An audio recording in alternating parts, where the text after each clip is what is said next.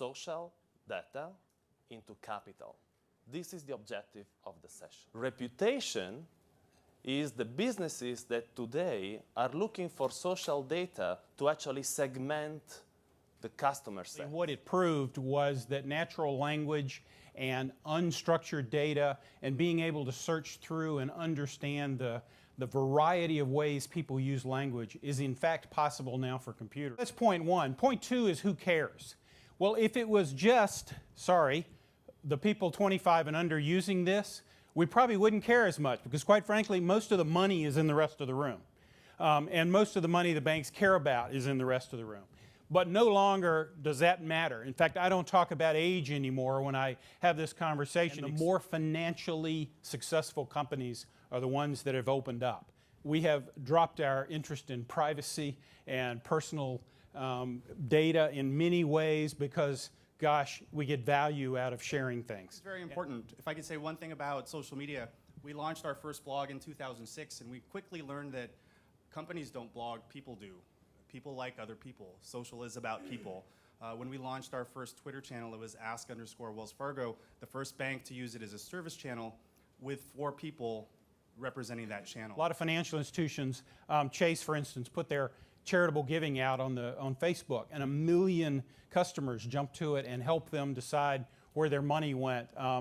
The word community shows up in places like ING and all the credit unions. In fact, people don't trust advertising, but they tend to trust blogs. This is the thing that scares the guy in the top the most in most banks. Well, what if people say bad things about you? Well, of course, they're already saying bad things about you. This is a way to react to it, to see it, to make changes. Gosh, it's wonderful. You should be wanting to listen. And now you have to do it in public. We're starting to see some really good examples, though, of developing products, doing customer service, and actually delivering through social media. Is that their delivery is so social that every customer feels like the bank was designed just for them. Very interesting idea and a beautiful goal that we... So every time they comment on anything, in some ways they're commenting for the institution they work for, whether they're officially on the social media team or not. Sure. So I think, therefore, the right strategy is to embrace the fact that, you know, everybody has a life online. Ultimately, the horses, the olives, the stone coins, the salt, the gold bars, Napoleon's violence-imbued paper currency, it's really information. Money is about recording value. It's about creating the transferability of value. Here you've got the Dow Jones Industrial Average on the top and gold on the bottom over the last couple of years. And I think all you need to know is that this is not a reflection of economic output. This is not a reflection of GDP. This is just a reflection of emotion. 50% of the signal that Wonga uses to make a credit decision is based on Facebook. 50% of the criteria they use is social media based.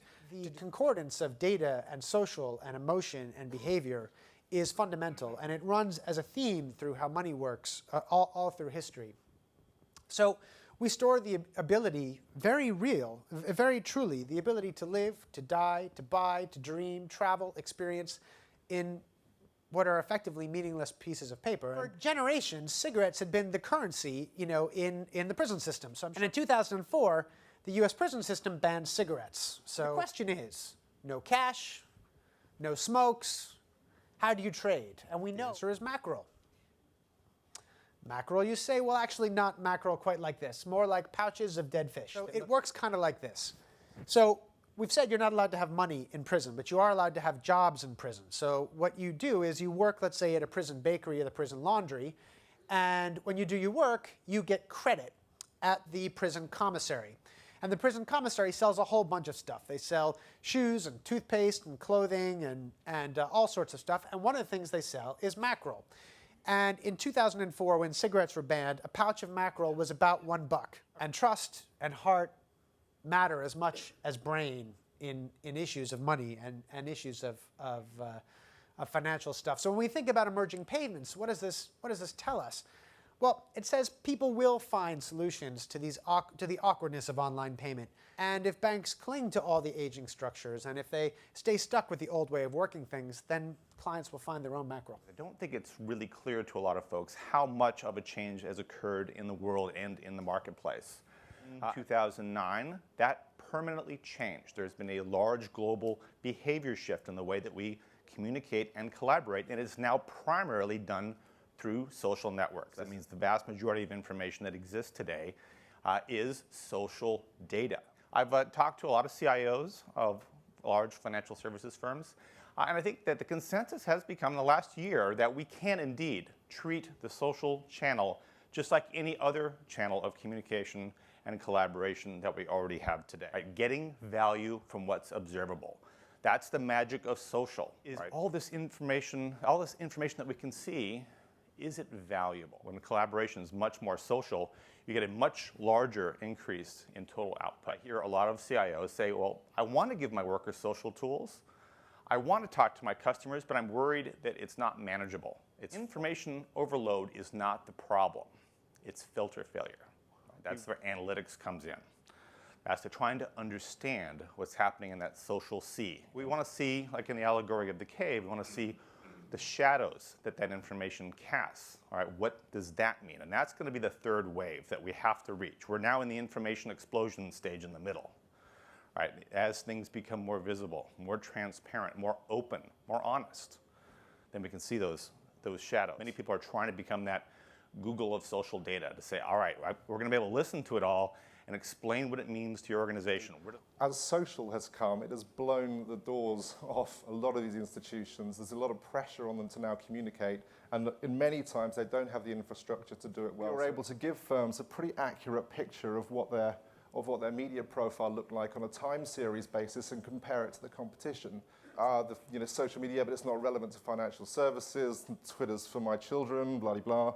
And actually what it showed was, given the economic climate that they were in and the new media coming through, that social media was really, really relevant to a very, very granular part of the financial services industry. Your brand is not what you say about yourself, it's what people are saying about you. What we're also seeing is new businesses emerging from these streams of data. So the article on the left is about Derwent Capital, which is a hedge fund that trades only on Twitter data. We're moving to a world where banks become hybrid managers of value that's monetary form and value that's data form.